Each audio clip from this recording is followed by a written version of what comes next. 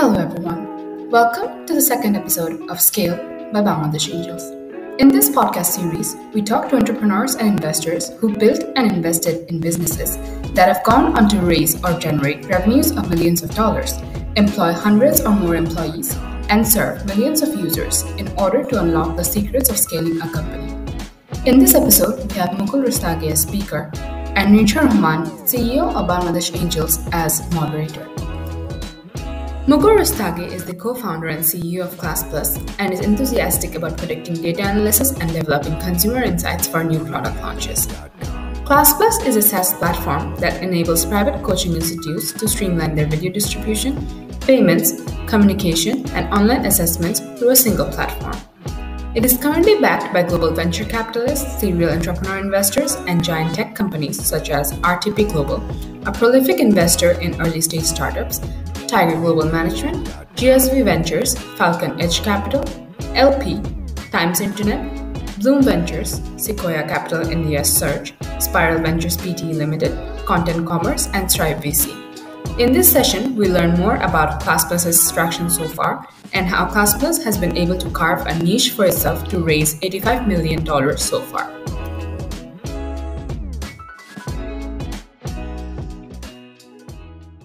So yeah, I'll just give a quick introduction of who we are, what are we trying to do, what's the little game that we're playing, and how we really think that this part of the globe has the potential to churn out the greatest of edtech companies for the masses out there. So yeah, I'm Mukul. I'm one of the co-founders of Classplus. I have a co-founder called Bhaswat. We've been friends since 14 years or so. This is the third time we are starting up. And at Classplus, what we essentially look forward to is that we think that educators with great technology can do so much more, right from creating their online identity to giving their students a new age experience, to solving a lot of their time issues, to creating a new market for themselves, to reaching out to more folks. And we think that if we help them take their time away from all the other activities which are supplementary to teaching, they can focus so much more on one, their student base and helping them grow. Second, their own business of how they take it forward. And thirdly, of what else they want to do in that entire education ecosystem. So we're essentially a platform which allows any educator to come online, do all their classroom activities, right from communication to assessments to taking live classes to, let's say, giving video lectures to solving doubts, to whatever else that you can imagine. It's a perfectly positioned post-classroom engagement tool that that teachers, and when we say teachers, they can be individual teachers, they can be a small group of teachers, or they can be a coaching institute, or they can be anybody else. And they essentially come online, and this is their tech infrastructure through which they can reach out to a larger set of students and give their students a new age tech-driven experience. Without disturbing their classroom pedagogy. And I think that is very important. We think that there are two kinds of great companies which can be built. One are the ones who probably think that they can replace teachers or educators, how they say, and they can reach out to the masses and provide content and a wider variety of content, a deeper content with analytics, with the right set of lessons and all. And then there are the second type of companies who essentially think that no, we don't know how student bases react. We don't know how their motivations are, what helps them learn faster. And those are the companies which look at technology being a great enabler to individual educators or smaller institutions. And I think we come in the latter part. We don't think that we have the right expertise to essentially have a full view of how we can improve the learning outcomes of a student directly. So we think that teachers are the best suited for that role today. They have a very legit and a rich experience and history of doing that. They know more than anybody else in the world what brings a student to life, right? And we think that we'll use technology to help them do that and ease their life and help them do it to more students in the same amount of time. And I think that is what Classplus has been built upon. The thesis has always been the same. I think we have obviously every company, we have gone through multiple iterations on what do we want to build, how do we want to build that, to which geography do we target that. Those things always change. But the core DNA, as a human, everything about you can change, right? Your attributes, your looks, and your behaviors and your sentiment, but your DNA will never change, right? And for that, the DNA at ClassPlus is that how do we empower educators and help them become so much more than what they are just today, right? And for that, yeah, we've been in operations for the last 3.5 years now. Much before anybody knew COVID, and much before EdTech was a hot word in the dictionary. So we started classes in 2018. Spent a good time understanding the market. Spent a lot of time with teachers. Built a great team around us. I think that was very important, and stayed very true to the principle. And today we've completed almost 3.5 years. Um, we're present across more than 10,000 coaching institutes in the country, right? And hundreds of thousands of individual educators itself. And in the process, we have been also fortunate to partner with great venture capitalists, right from Times Internet to RTP Global to FALCON EDGE to GSV Ventures to Tiger Global in the latest sort of financing. So we've raised 5 rounds of capital in the last 2.5 years or so. Raised around $90 million in totality till now. Are the category leaders in the country in the segment. But they're not really worried about the tag. What we're more focused about is on how we can be a category leader in providing the best experience to educators and help them become better versions of themselves, right? And using technology as an enabler without them fearing that technology will come and replace them. So yeah, that's the little world that we operate in. That's the little thing that we do. That's the little ambition that we want to harbor, and that's a little dream that we want to conquer, right? So yeah, I think that's just more or less about us and what we've been building. But I think the best value that we can drive out of this chat is imitating a real classroom. Like a real classroom without any questions is not effective. One-way monologue is not cool. And I think we're a big fan of classrooms. We think that offline can blend very well with online. So yeah, that's about us. Looking forward to all the questions and all the things that that I can answer you for. And just one more thing. We always look for great opportunities across geographies, any business partnerships, any business synergies, anything where we can cross collaborate. I think we're like supremely bullish on that always. So if you think that there is anything that we can collaborate on, my email is mukul@classplus.co, mukul @classplus.co, and I'm available there anytime and every time for you. So yeah, looking forward to answering all the questions that you might have. Yeah, no, thank you so much for that. And feel free to kind of raise your hand, and we'll kind of go through, try to get your questions answered. I will kind of maybe start with a couple of things, if that's okay, and maybe get things started. So kind of going back to the origins, right, Mukul? So I thought that was quite interesting, just reading about you guys, and so just want to learn more about, because I think the pain point is quite real. And you talk, and I remember reading about this, particular coaching center experience that you and your co-founder had. So if you could kind of tell us about the origins of, ClassPlus and a particular pain point that you kind of identified quite early when you were going through the process. Yeah, I think it's a great story now that we think of it. So me and Bhaswat used to study in a coaching center which got shut down, and it got shut down for all the wrong reasons that you can imagine. And the infrastructure was completely broken. There was hardly any coordination. There was no post-classroom engagement as per se. And as a result of it, obviously, the performance of the students was not absolutely the greatest that it should have been. And as a result, like if the end result is not good, right, the institutions are shut down, right? And so the last 1 year of our IIT prep, me and Bhaswat were just doing it within ourselves. Right? At that time, we did not realize we had a bigger problem to solve, which was clearing our engineering exams rather than this problem. So we focused on the latter one, cleared our IITJs, went to engineering colleges, went back to our jobs. And then we actually forgot about it, to be very honest. Like, we always knew that something like this happened to us 7-8 years back, but we never really bothered about it. But during the mid of this decade, I was having a conversation with somebody, and I realized that, damn, the things I just asked them, how is your classroom conducted? How does the engagement happen? What do you do? What do you like about offline classrooms? And this was like 4-5 years back. And they said that it's exactly the same. And that is where we thought that, yeah, this needs to change. But like everything, like timing happens to be a really important thing. So at that point, we did not really deep dive into the problem. But as we went towards the times of 2018 and beyond, and geo moment had happened in India, where like internet was now being used as a productivity tool. Exams had gone online. And like there was a lot of awareness about digital content and education as per se. So we thought that now this is the time where teachers might start, how do I say, adopting and embracing technology as a lever to grow rather than just be staunchly against it, right? And the time, but it was still not a very hunky dory, right, for us, right? 2018 in India, like how somebody has asked a question, the willingness to adopt tech was very low, right? There was no reason for them to do it, right? Their lives were running perfectly fine. Some aspirational, ambitious people used to do that, but majority of the masses did not really bother about it. So, but what we did was that we kept on pursuing. I think that is the lesson one of entrepreneurship that I've realized, that if you just keep on going and going and going and going and going on, sometime, some days, the probability of you being lucky increases significantly, and you'll be able to crack it in most cases.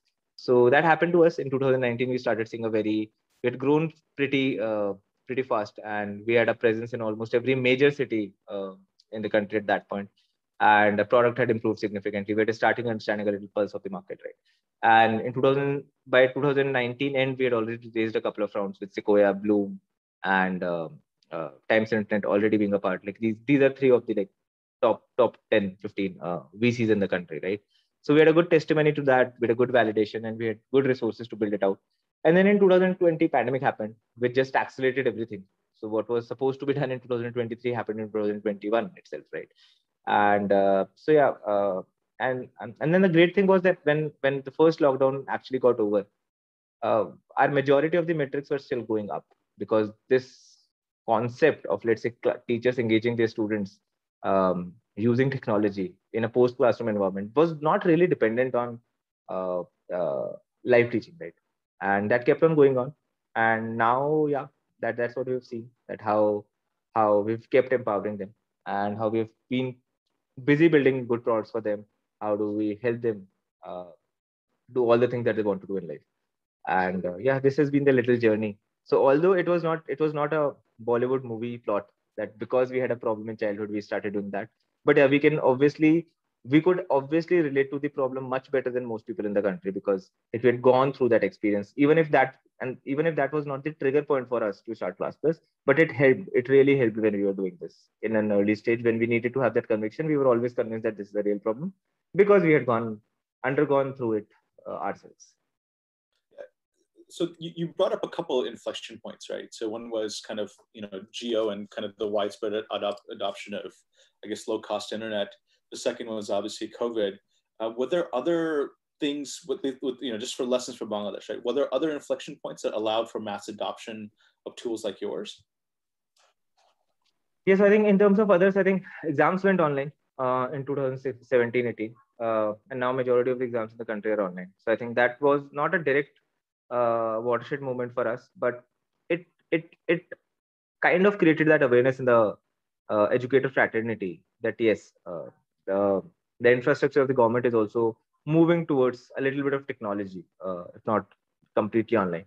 I think that was one. Pandemic was another inflection point that, and then there is evolution of every market. Like it can't be quantified, but whenever you look back at history, everything has one inflection point, which at that point might not look like that, but it's just, how do we say, the market coming of age. And every market comes of age, some slower, some faster. In EdTech, I think that should have been long back, but there was a lot of latent inertia that was lying. That latent inertia actually got broken because of these inflection points, and then like that the market came of age, and it is still coming of age, still not there, but yeah, it moved pretty fast.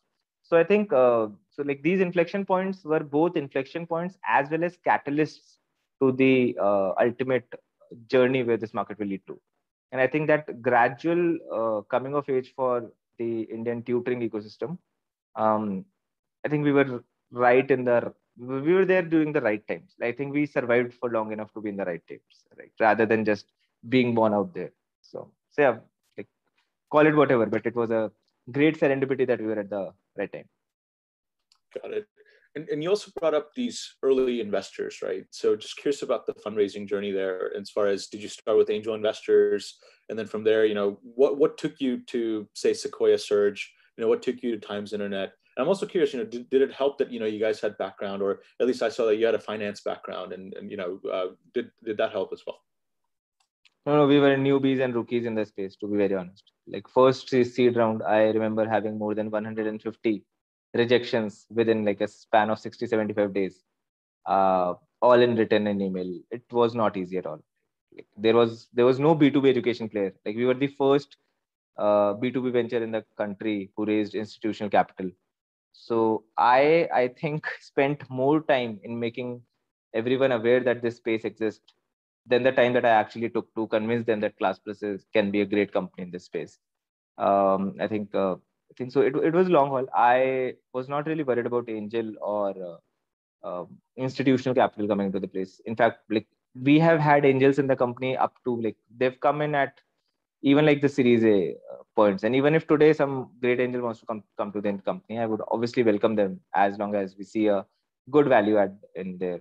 So it was never about choosing between an angel round or an institutional round or something. We just wanted to get great partners who believe in this, because this is a very unique space. People who understand the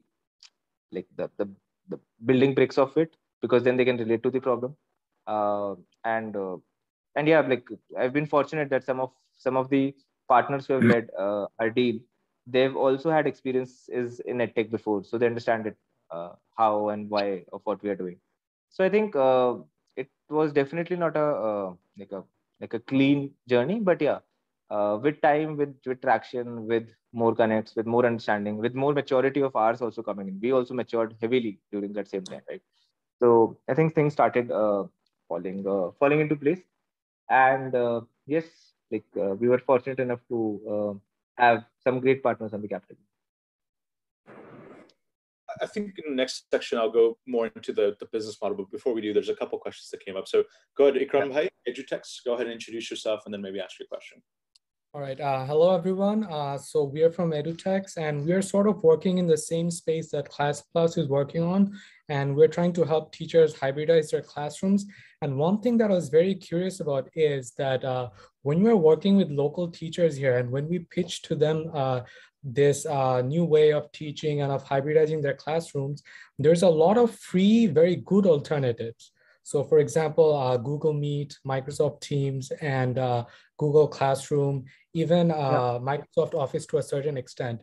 And a lot of them, because when you pitch to them an integrated solution that is obviously not going to be free, it's going to cost them some bit of money. We have seen that in Bangladesh, most teachers, they're having like a knee-jerk reaction, and they're all deciding that, okay, but the Google name is much bigger and it's free. So I would rather use these fragmented, like let's say 7 or 8 tools, and use each of them to solve this specific problem that my class has.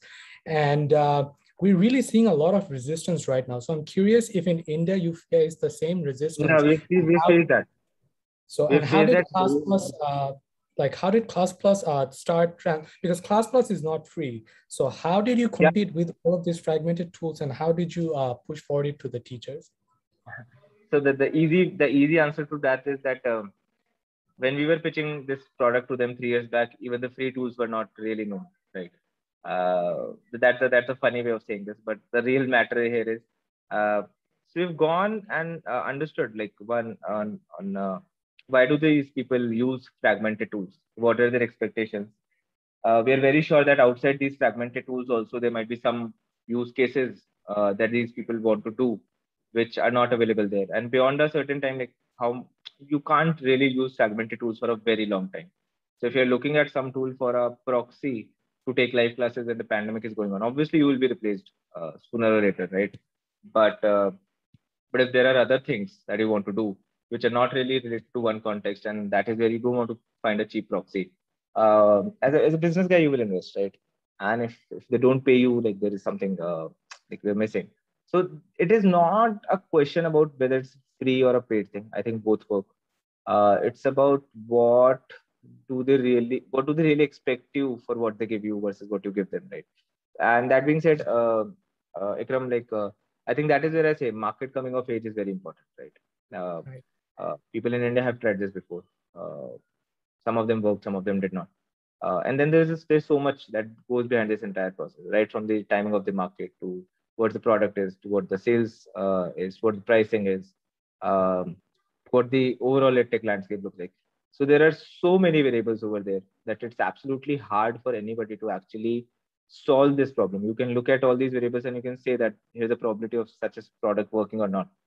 But if it is not the right time, you can't really do a lot of things. You can just wait it out, struggle it out, either try to find a proxy or be rest assured that the market will mature. But the point is that market will mature at every point, right? And one product might not be a greatest fit at some time, but on other times, Google was not the first search engine, right? But it took off because of some other reasons, right? So I think there's no soft cheat code that I can give you here. I'm just saying that, and it, by the way, it always starts with a small segment adopting. I was very okay with that. Actually, I was never under an ambition or craze that the day we go out in the market, everyone will love us. I never had that expectation. Neither did I have that, nor uh, did I ever put that pressure to my team. Right? And we said that whatever we can do, like the next time we'll do a little better. And I think we give ourselves and our teams also breathing space rather than just pressurizing them that this is not happening. So yeah. Thank you. That was great. That was very helpful. Thank you. Awesome. Next is Rafid Imran from Thrive. Go ahead. Hey, Mukul bhai. This is Rafid from Thrive EdTech. Very nice to have you today. And actually, Ekram bhai did ask part of my question, but I still want to dive into a specific area. So you were talking about how when you first went into the market, you faced a lot of resistance as well from teachers. As being an early stage company, we also see that. I think Ekram has speak for all of us. And one of the things that we saw in the market is that being education, and when we are operating in a B2B space, there are so many problems to solve. And there, on top of that, there are multiple stakeholders, right? There are teachers, students, parents, and admin if they are involved. So there are multitude of problems, and also there are a lot of stakeholders. When ClassPlus really started off its journey, did you guys, like when you got the very early traction, when you got your first early adopters or innovators, did you focus on one particular key feature that you found out was very painful for them, or was it like a full suite of features that you have right now? How did the product approach in the very early days of your company? So that's actually a great thing. We got there one by one. And it was not exactly one by one. There was one thing being developed, another one was being shipped, another one was being tried. Sometimes it was one thing, sometimes it was two things, sometimes it was again one thing, sometimes there were 3-4 things. So but we rolled it out gradually. We had no secret sauce or a playbook that we knew exactly what was required, and we just went about that in a serial order. Kept experimenting with whatever new we could do. Some of those things bombed really bad. Some of them worked really well. What bombed were removed. What performed well were doubled down. And that is how the product was built. So we did not go out with a full suite in the first place. So could you, maybe walk us through one, we talked about kind of where things are, but just as and we talked about the scale of the business too, right? So there's about 100,000 educators now, 10 million students across 1,500 Indian cities. But in terms of suite of products, could you kind of tell us about some of the main products? So there's ClassPlus Lite, right? What does that do? So ClassPlus Lite is a free tool that any individual educator can use, and it has like few functionalities here and there. Not a very detailed product. It is mostly suitable for like supremely small teachers, or like 5, 10, 20 students, and they just want like some basic use cases to be solved, like probably taking live classes, sending study material, or sharing some video lessons. I think those are the basic use cases where ClassPlus Lite actually comes in. Got it. And it is that, looking at some of these case studies, right? So like in the case of Ashok Stir, so, one of the core elements is you kind of help them build a sort of a white label, almost like a Shopify front for these educators. Is that part of Classroom, right? Or is that a separate product? It's part of the ClassPlus. Got it. Okay, got it. ClassPlus Lite. And what about Business Buddy? What does Business Buddy allow these educators to do? Business Buddy is nothing but a program that we run for these teachers on where we can help them out if they have any queries on how to use the platform better, what should they do on their apps, so that they can like grow their business fine. So yeah, we help them with various tips and tricks on how they can make the most of the use of the platform. Right? Got it. So it's more about customer support or customer success kind of program.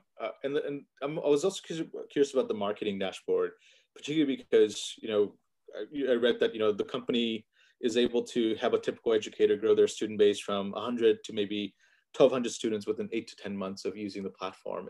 Is the marketing dashboard a key part of that? And how do you guys help these teachers to grow their, student base? Absolutely. So marketing dashboard is a great engagement tool that for all the people who have signed up with a teacher on what can they do, how can they engage them, what kind of information can they share them, how can they tell them about what new are they doing in their offline and online classes. So it's a great re-engagement tool for all the teachers out there in the world. Got it. And there's also another kind of, I was also curious, so there's so obviously there's a lot of even during the pandemic, I think some of those were mentioned by Ekram. There's a lot of these free tools, WhatsApp, even teaching happening over WhatsApp and Zoom and others. Do you integrate with these other tools, or do you kind of create a walled garden? No, we do not integrate. So whatever is there on the platform, it's 100% natively built. It's built by our own engineering teams for our own customers. We don't integrate with anybody. I think the key was to actually find out that what works, and like, integration was not really a value add. I think that's a very temporary value add that things can do. I think, for example, WhatsApp for doctors might be a completely different product than WhatsApp itself, right? And so there could be some key deletions, there could be some key additions.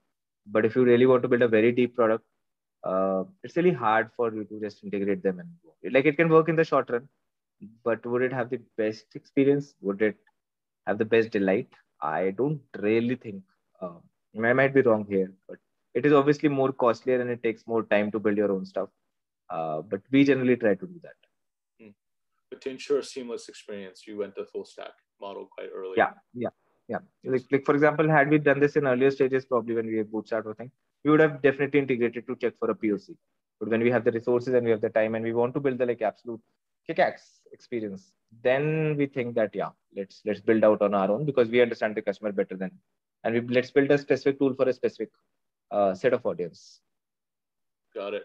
And so then what would be like, your ideal customer profile, right? So with these educators, typically, how much revenues are they doing? How many students do they have at the time that they come onto a platform like yours? So typically our sweet spot customer would be a smaller coaching institute having 100, 150 students, running his space somewhere in a house or a commercial area, having students from his hyper locality, running an offline classroom. He would be teaching in batches of, let's say, 15, 20 students. And a full-time guy who will be doing just this. This is what an ideal customer persona would look like. And he would be like super aspirational and would be nothing short of an entrepreneur, to be very honest, right? And they have no back office, right? Like they're doing everything manually. They have a slight back office here and there. Some people have a couple of receptionists. Somebody has a computer guy who types notes and sends them. Somebody would have a academic counselor in place. Somebody would have a larger one would have probably a finance guy also who takes care of all the payments and everything. So like different people have different back office capabilities depending on their size, geography, what kind of exams they're tackling for. But yeah, most of them have at least one or two people in back office. Most of them. Got it. And another product I was quite curious about. So, content distribution channel, allowing educators to generate additional opportunities of monetizing their online assessments and digital content. Is that like an internal marketplace amongst your educators, or? Yeah, it's more of a private thing where people can actually put up their content, and if there is any student who wants to purchase it digitally, they can actually pay and get access to that content, right? So if I have few lectures or notes which I want to monetize and students want to pay for that, they can absolutely do that. Got it. And then also kind of moving back to sort of the acquisition kind of strategy, right? So how do you go about acquiring these users and these educators? Is it kind of direct, or is there any kind of other channels that has worked for you? No, I think it's a combination of many channels, to be very honest. Like it's direct, it's inbounds, it comes from performance ads, it comes from sales teams, it comes from almost it comes from the references from our existing customers. It can come from anywhere and everywhere. So like we operate on a multi-channel strategy. Like we have an online advertising engine, we have a ground sales team. We also have like references from the customers and many other small pilots that we keep on doing. We have some partnerships with some folks. So yeah, things like it's a mix and match of a lot of things. And in terms of the onboarding process for these educators, typically is it a pretty highly self-service process, or is there somebody? Again, it's a mixture. It's totally dependent on what sort of educators they are. Like, if they have a huge business running in, they'll probably need some help in understanding how their use cases, because like one product can never satisfy all the use cases, but there cannot be like there cannot be a direct feature for doing everything for everybody in the world, right? But there can be workarounds, there can be alternate paths, right? So let's say somebody has a peculiar use case, they can obviously they need a little more hand holding. Smaller people, smaller use cases, they have a very how do I say, self onboarding kind of a thing. But that being said, even if they're self onboarding, like if they need help somewhere, they can obviously like do it on chat or call with us and can help them out. But it's a mix and match depending again on the geography, size, aspiration, and what do they really expect out of the platform. Depending on that, we have a mix of the onboarding strategy. And for these bigger guys, right? I mean, how much customization do you offer, or is it still kind of whatever is on the platform? Yeah, it is what is on the platform. We can't be doing customizations, because if we start doing that, then that process will take 200 years and we will never finish off, because there is no limit to customizing. You can customize the planet as per as you want, like, and every of the 7 billion people will have a different view. So we can't really be doing that. But yeah, trying to understand what is really useful for majority people. That is where the science actually comes into place, and that is where process and product management actually comes into place. So we don't do any major customizations for anybody.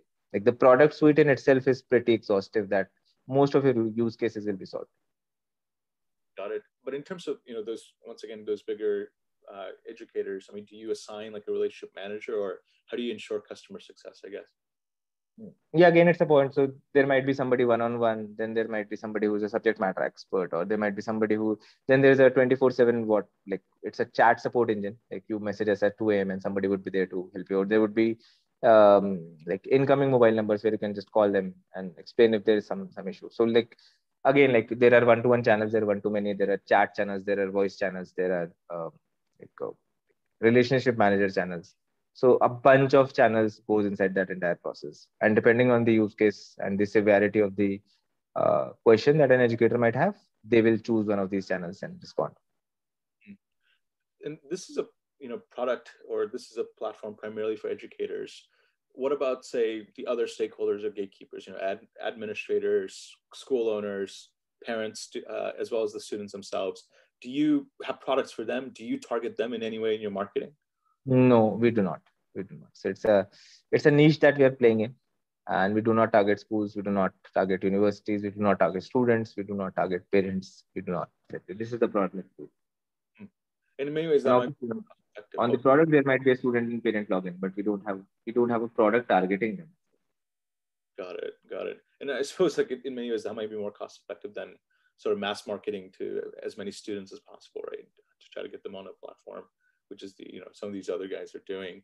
And then the business model. So how does the business and revenue model work? Is it pure kind of monthly SaaS subscriptions, or do you take a cut of these payments, or?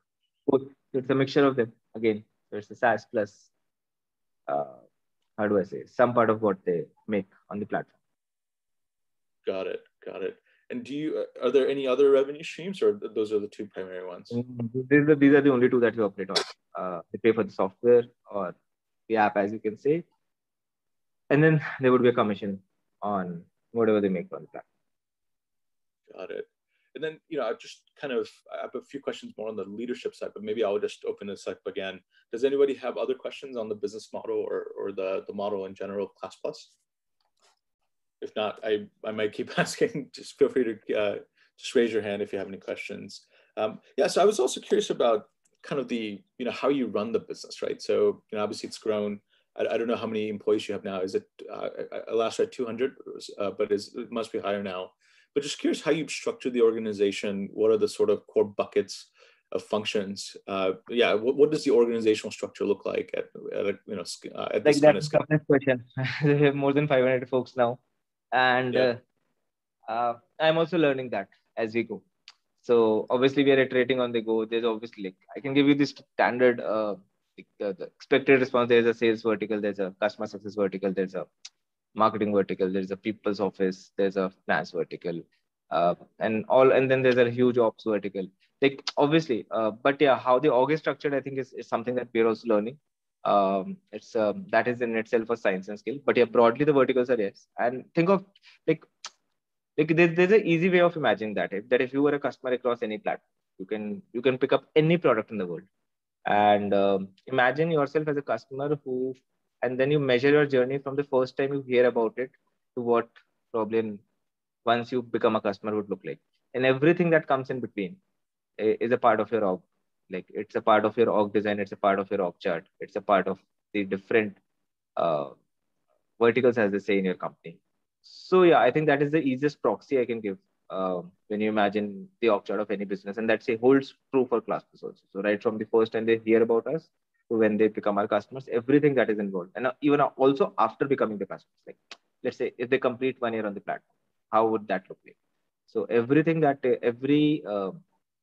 everything that we need to serve the customers during that entire time, from the first time of hearing to, let's say, completing 2-3 years on the platform, everything that comes in between is a part of the org design.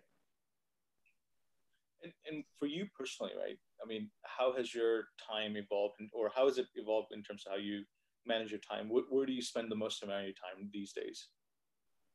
The thing is, I try to spend the most amount of time with my leadership and the people who have the potential to come in leadership. I think that is something that I try to do the most. Not really saying that it works all the time, because then there's a lot of firefighting. There's a lot of, let's say, new things or new ideas that come into mind. And then there's some bit on the execution that you will be always be doing. Or there would be some conversation external to the company, some partnership coming in, something on the legal and finance side, something on the hiring side. I think recruitment takes a lot of my time. But yeah, most of my time is spent around people as per se. So either it's the customers, or it is the team, or it is, how do I say, people, customers. Yeah, I think the team, the customers, the investor relations are the only places where I try to spend most of my time. And that's people basically, right?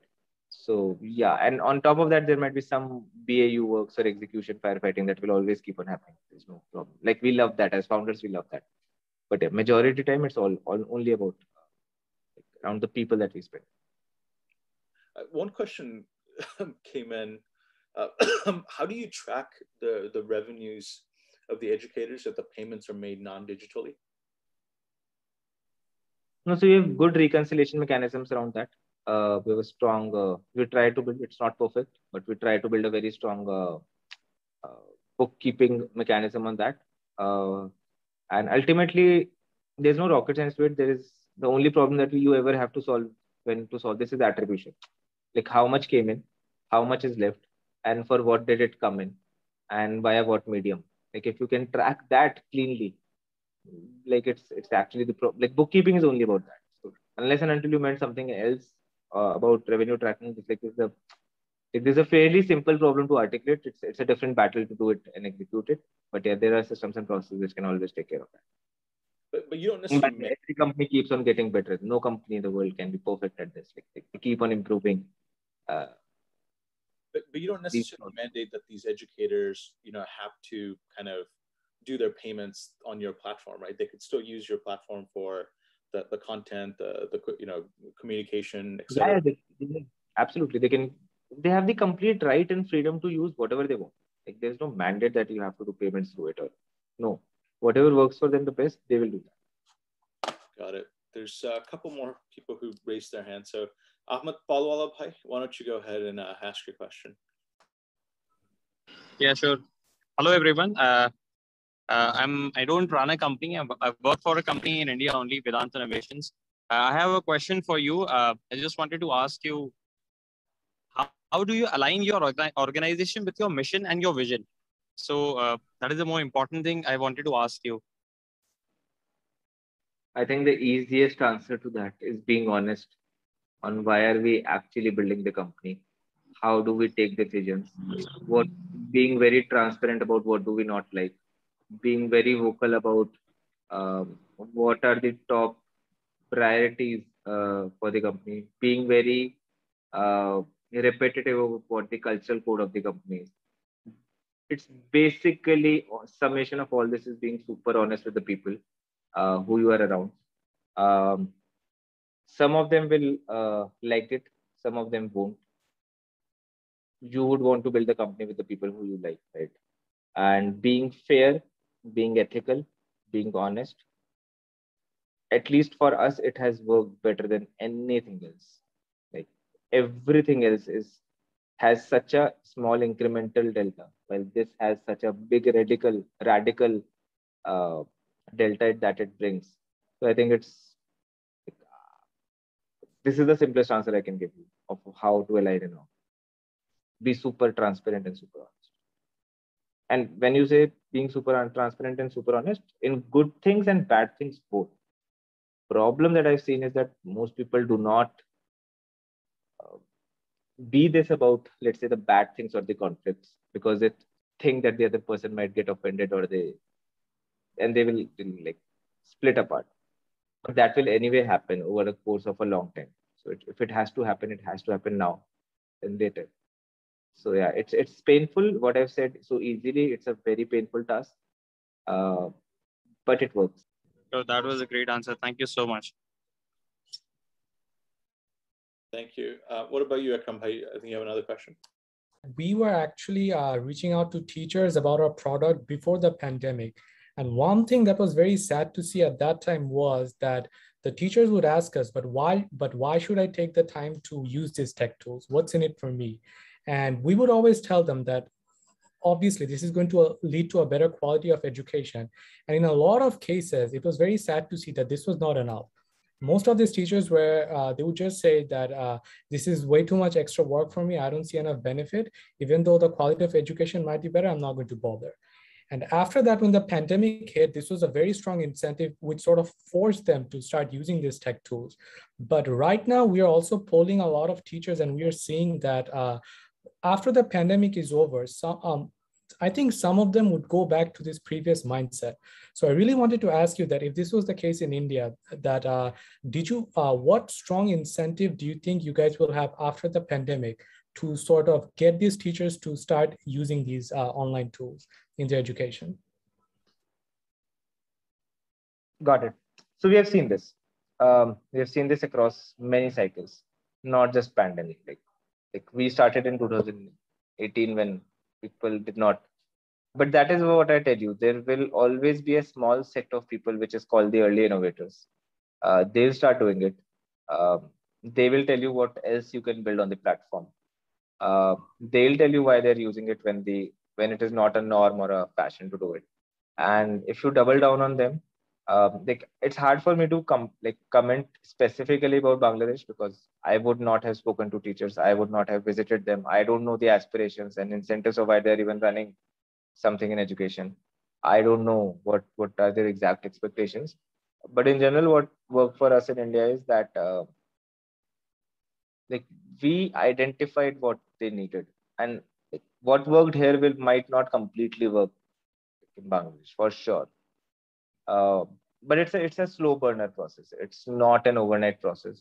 Overnight processes are generally a fad, and when the fad goes down, those processes also decay. But so there's no shortcut I can give you over this. I think the kind of teachers who will still be using it after the pandemic, in your case, will be actually able to tell you that why are they exactly doing it. And once you know why are they doing it, you just need to double down and tell that to everybody who is a potential audience. I don't think there is any shortcut to that. Oh, thank you. That was a great answer. Thank you. If you have more questions, feel free to raise your hand. Otherwise, I'll just ask a few questions on the fundraising. And so, some of them have already been asked before, but yeah, just curious, so with regards to edtech, and particularly in India these days, it's a very hot market. It wasn't necessarily the case maybe 2 or 3 years ago. Just curious, across let's say C to Series A, B, and C, you could use your example, you could use just in general, what sort of dilutions are happening, right? Like when it comes to, and what sort of, I guess, what sort of dilutions are happening and what kind of rounds are happening? Typically, I have seen 20% plus minus 3 or 4% here are very standard dilutions in India, at least in the early stages. So 20 to 25% dilution happens in great rounds, probably 16-17%, in heavy rounds, probably 25-26%. But the range is 15 to 25% in most cases. That is at least what we are seeing in India. Got it. And if you're able to share, are you able to share the valuation of Classplus at the moment? Yeah, it's a public commodity, so I have nobody to hide it. Anybody can go and check the government records and see. So we are currently valued at 250 mil post money in the last round, and yeah, that's what our valuation is. Got it. Okay. And with regards to, just also curious once again, going back to your early institutional backers like Times Internet, or when Sequoia came in, before these big guys like Tiger and others came in, what did they see as kind of your strengths? And second, what were some things that you still needed to kind of figure out in the model? Yeah, I think they like the market. I think that is significantly important. I am very hopeful that they like the founders. So I think that was one important piece. I think the execution of whatever we had promised, we had been able to deliver fairly well on that. Right? I think so that imbibed a lot of trust. The fact that we're a category leader obviously helped us.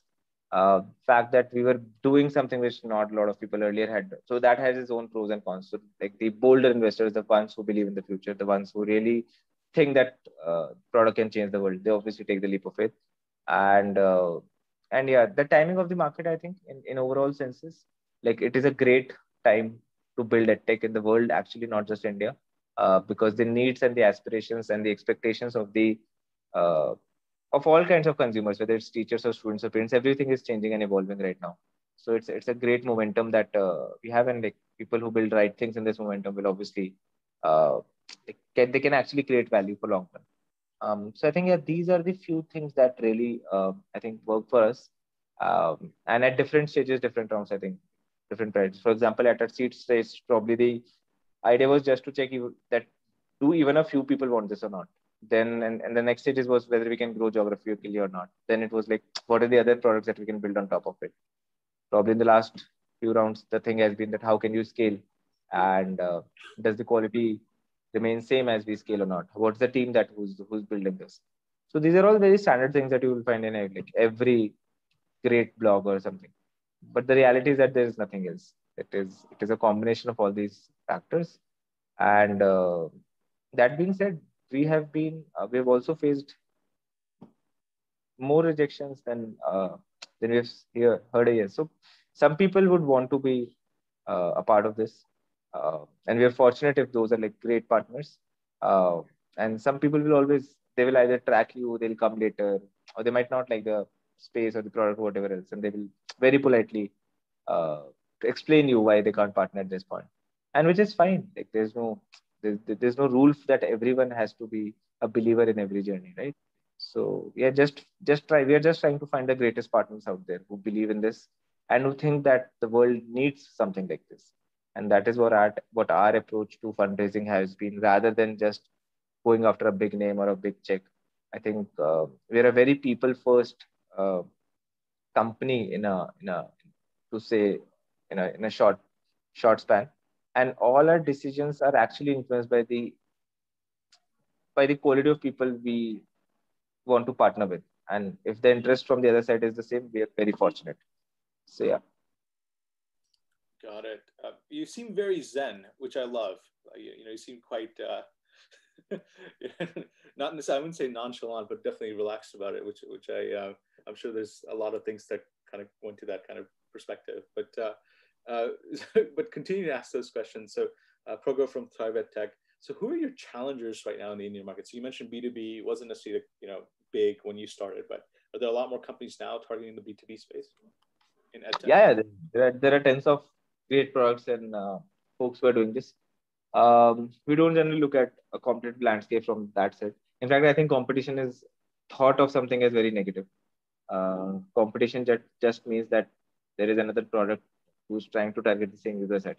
Like, it is not the traditional definition of competition when you were in school, that you are all fighting for that one single spot.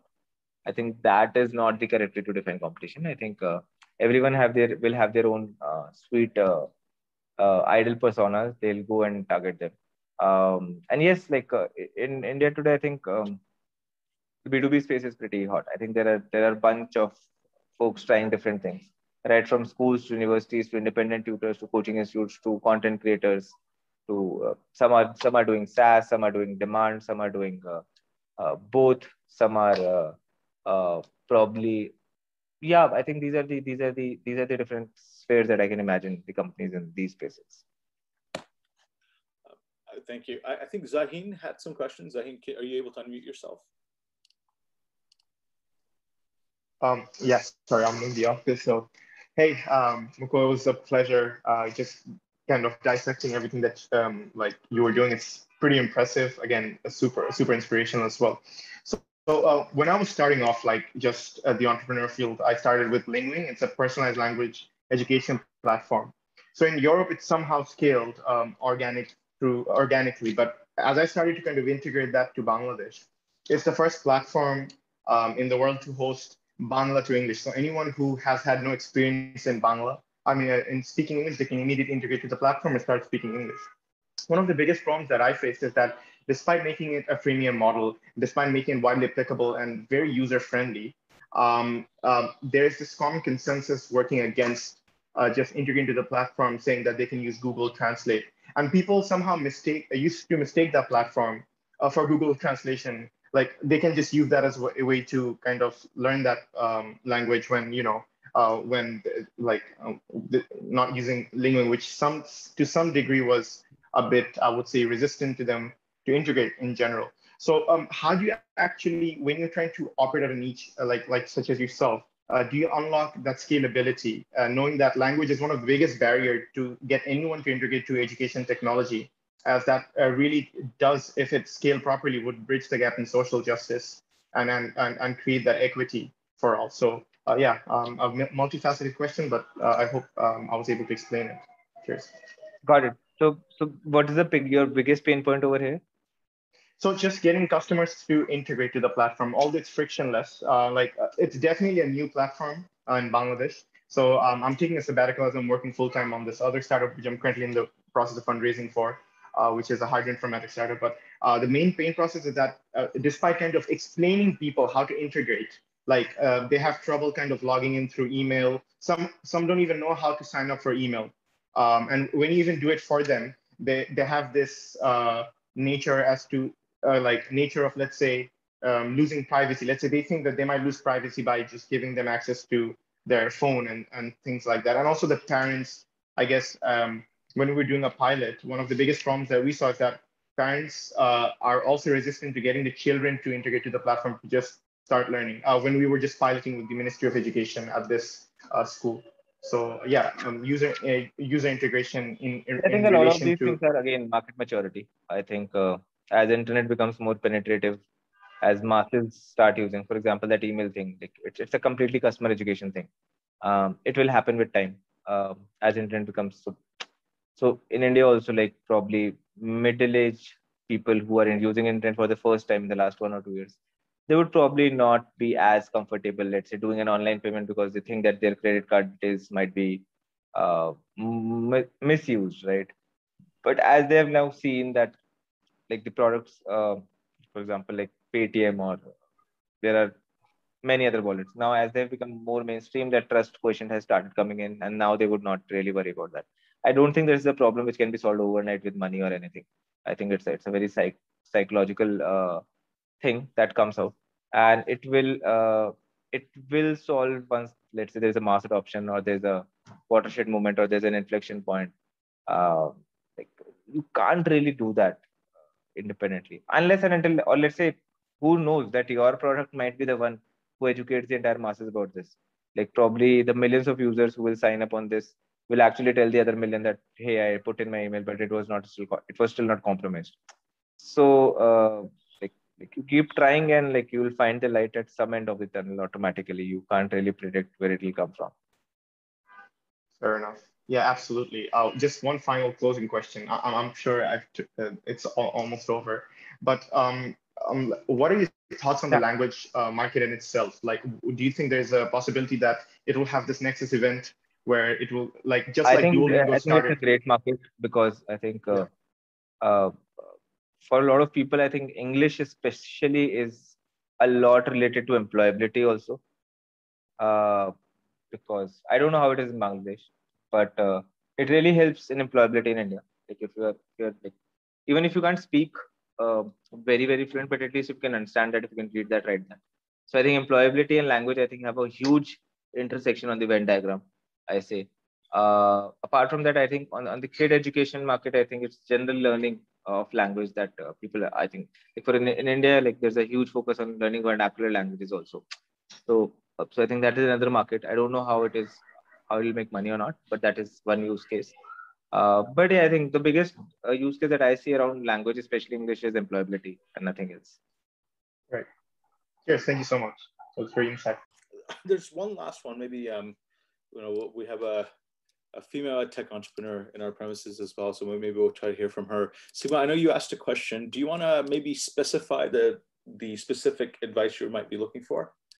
Hi, Bhaiya. So basically, my question was, Jay, as we know that the market is still very in its very early stage, and we tech entrepreneurs in Bangladesh are quite struggling with the tech adoption market over here. So what was the advice so that we can keep on doing our journey until the market is mature enough? So what will be? I think it's a marathon. I think we've faced that in India also. So like probably 5 years, half a decade back, it was not really the most conducive. In fact, a decade back, there was hardly any education company who was online first in nature. Half a decade back, at least, like B2C companies started coming up, and they had their own shares of opportunities and struggles when they scaled it up. And then over the last 2-3 years, like post Geo, it has changed a lot. Post pandemic, it has again evolved multifolds. I think it's just a marathon, and like the longer you stay out there, the higher probability that you will be there when the right time comes. I don't think that being worried about that, it is anyway something we can't control, right? So it will be solved, and it will be solved sooner than later. Like it is never going to be exactly like this all the time. So I think believing in that process and trusting the evolution cycle is important. Every geography, every cycle, in fact, every segment in itself. For example, 10 years back, I don't think like fintech was really a phenomenon in India, right? But today, like it is probably the most contributive thing out there, and like so many like if there was no fintech, I think it would have been tough for us to pass the pandemic, because like obviously you could not have used cash when the COVID pandemic was going on. So I think it will happen. It happens. It always happens. I think also we are grateful to the Indian edtech market because it's growing so fast in recent years, and it's also encouraging entrepreneurs over here in Bangladesh to to follow the same path. So I think the landscape in India is also helping Bangladesh. So really, thank you for your answers. Thank you for your advice. Thank you. I think we'll go ahead and end it here. I know we've taken quite a bit of your time on a Sunday, but we really appreciate you spending your time with us, Mukul. We want to continue learning, and hopefully we can create a reason for you to visit Dhaka so we can host you for some chai and have more edtech discussions sooner than later. But thank you so much for your time today, and looking forward to continuing the conversation in the coming months and years. Thank you. I think chai is something that unites the subcontinent. So it's a great enabler. Exactly. Maybe next to these coaching centers. But thank you so much for your time. It was quite generous with your time and insights. And thank you. It was my pleasure coming in, and I hope it was helpful. I think that is what matters. Whether it was long or short, on what topics does not matter. But as long as it was helpful, supremely glad to be a part of this, and all the best.